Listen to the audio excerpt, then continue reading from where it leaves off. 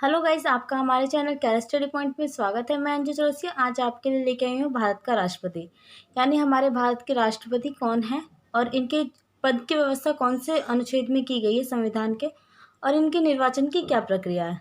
भारत के राष्ट्रपति का निर्वाचन कैसे होता है, किन विधियों के द्वारा होता है और इस निर्वाचन प्रक्रिया में कौन कौन से लोग भाग लेते हैं और राष्ट्रपति पर महाभियोग कैसे लगाया जाता है। सो गाइस, हमारे इस वीडियो को शुरू से अंत तक जरूर देखिए क्योंकि यह सभी कॉम्पिटिटिव एग्जाम के लिए इम्पोर्टेंट है। आइए शुरू करते हैं। राष्ट्रपति, सबसे पहले देखेंगे राष्ट्रपति क्या होता है, कौन होता है और इसका वर्णन कौन संविधान के कौन से भाग में किया गया है।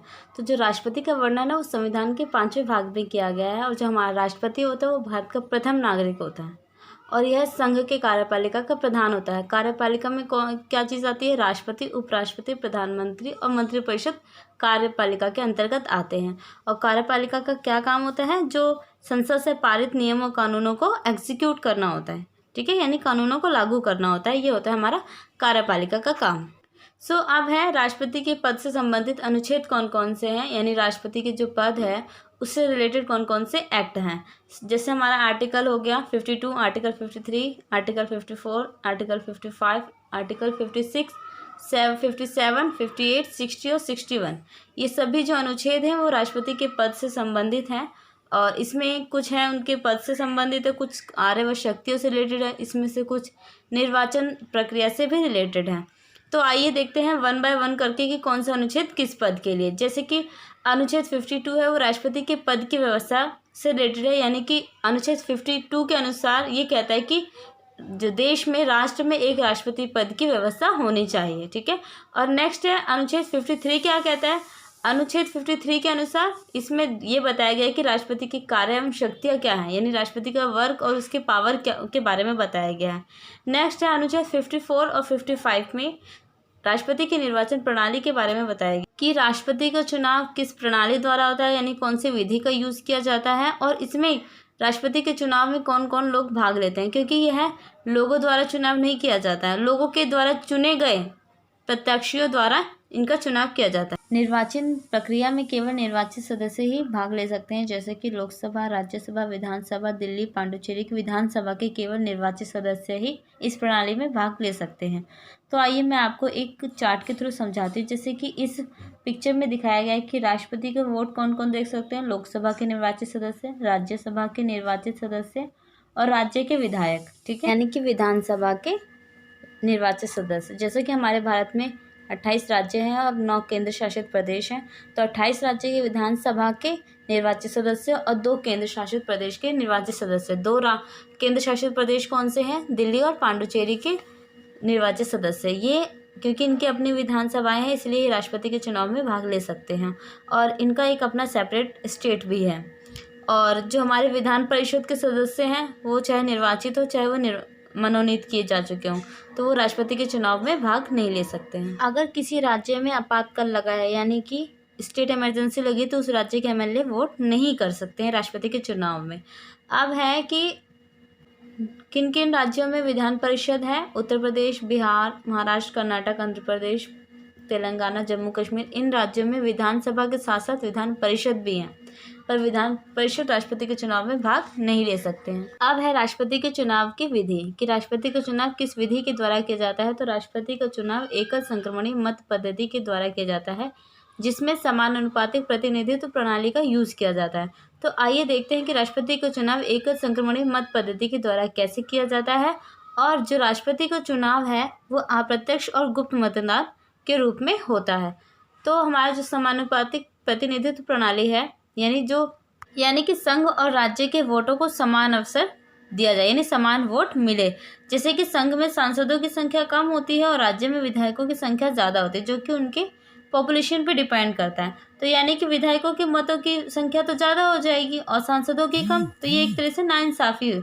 तो इसको इक्वल करने के लिए एक समानुपातिक प्रतिनिधित्व प्रणाली का यूज़ किया जाता है, जिसमें एक विधायक का मत किसके बराबर होता है? उस राज्य की कुल संख्या अपॉन में उस राज्य के विधानसभा के कुल निर्वाचित सदस्य, और इसको 1000 से मल्टीप्लाई कर दिया जाता है। तो इस फॉर्मूले के थ्रू एक विधायक का मत निकाला जाता है। उसी प्रकार एक सांसद का मत वोट भी निकाला जाता है, जिसमें ये फॉर्मूला यूज किया जाता है कि कुल विधायकों का मत मूल्य अपॉन में कुल निर्वाचित सांसदों की संख्या। तो इस प्रणाली के द्वारा उनके विधायकों यानी सांसदों का जो वोट होता है उनकी समान वैल्यू होती है। नेक्स्ट है एकल संक्रमणीय मत पद्धति में क्या होता है, यानी इसमें होता है प्रायोरिटी के आधार पर कैंडिडेट को वोट देना होता है। जितने भी कैंडिडेट होंगे उन सभी को अपनी प्रायोरिटी के हिसाब से आप वोट दे कर सकते हैं, जैसे कि जिसको जो पसंद है वो उसको नंबरिंग कर सकता है। जैसे कि मैंने एक एग्जाम्पल दिया है, निखिल रजत मोहित ये राष्ट्रपति के चुनाव में खड़े हो रहे हैं, तो जिसको जो पसंद है वो उसे वोटिंग कर सकता है। जैसे कि मुझे रजत ज़्यादा अच्छा लगता है इसलिए मैंने उसे 1 रैंक दिया है, निखिल को 2 और रोहित को 3। तो इस हिसाब से जिसके 50% से ज़्यादा 50% हो जाता है उसी को राष्ट्रपति मान लिया जाता है। ठीक है, तो इस चुनाव प्रक्रिया में एकल संक्रमण मत पद्धति का प्रयोग होता है और राष्ट्रपति को शपथ भारत के सर्वोच्च न्यायालय के मुख्य न्यायाधीश दिलाते हैं। और अब है अनुच्छेद 56 में क्या है, पद अवधि, यानी जो हमारे राष्ट्रपति का कार्यकाल है वो 5 वर्ष का होता है। अनुच्छेद है 57 पुनर्निर्वाचन, यानी कि जो हमारे राष्ट्रपति के पद है, राष्ट्रपति है, उसकी कोई सीमा नहीं है, वो कितनी बार भी बन सकता है। जैसे कि अमेरिका में है राष्ट्रपति 2 बार ही बन सकता है। नेक्स्ट है अनुच्छेद 52 यानी योग्यता, राष्ट्रपति बनने के लिए क्या योग्यता होनी चाहिए। सबसे पहले तो भारत का नागरिक होना चाहिए, न्यूनतम आयु उसकी 35 वर्ष होनी चाहिए और लोकसभा का अध्यक्ष बनने के योग्य होना चाहिए। तो ये सभी क्वालिटी हैं जो एक राष्ट्रपति पद के लिए चाहिए। नेक्स्ट अनुच्छेद 60 में शपथ के बारे में बताया गया है कि हमारे राष्ट्रपति को सर्वोच्च न्यायालय के मुख्य न्यायाधीश शपथ दिलाते हैं। अनुच्छेद है 61 जिसमें राष्ट्रपति के महाअभियोग के बारे में बताया गया कि राष्ट्रपति को उसके पद से कैसे निष्कासित किया जा सकता है। राष्ट्रपति अपना त्यागपत्र उपराष्ट्रपति को देता है और राष्ट्रपति की सैलरी कितनी होती है 5 लाख, यानी उनकी जो सैलरी होती है वो टैक्स फ्री होते हैं, इसमें अलाउंस भी होती है। अब है उसके महाअभियोग का क्या प्रोसेस होता है। तो सांसद के किसी भी सदन में महाअभियोग का प्रस्ताव रखा जा सकता है और 14 दिन पहले हमें राष्ट्रपति को नोटिस देना होता है और 1/4 लोग लिखित में नोटिस देंगे तभी वो प्रस्ताव को मान्यता मिलेगी। और लोकसभा में अगर 2/3 वोट होंगे तभी ये प्रस्ताव आगे बढ़ेगा। उसके बाद ये राज्यसभा में जाएगा और राज्यसभा में भी 2/3 वोट मिल जाएंगे इस प्रस्ताव को, तो राष्ट्रपति को उस पद से हटा दिया जाता है। अब है राष्ट्रपति के अधिकार। तो राष्ट्रपति के अधिकार क्या है, इसमें सबसे पहले कि जो राष्ट्रपति है वो कुछ पदों की नियुक्तियां भी करता है, जैसे कि प्रधानमंत्री की सलाह पर मंत्रिपरिषद की नियुक्ति करना, सर्वोच्च न्यायालय और उच्च न्यायालय के मुख्य न्यायाधीशों की नियुक्ति करना, अटॉर्नी जनरल ऑफ इंडिया की नियुक्ति करना, लोक सेवा आयोग के अध्यक्ष और सदस्यों की नियुक्ति करना, वित्त आयोग के सदस्यों की नियुक्ति करना और राज्यों के राज्यपाल की नियुक्ति करना। और शासन का सारा कार्य राष्ट्रपति के नाम पर चलता है और यह समस्त सेनाओं का भी प्रधान होता है।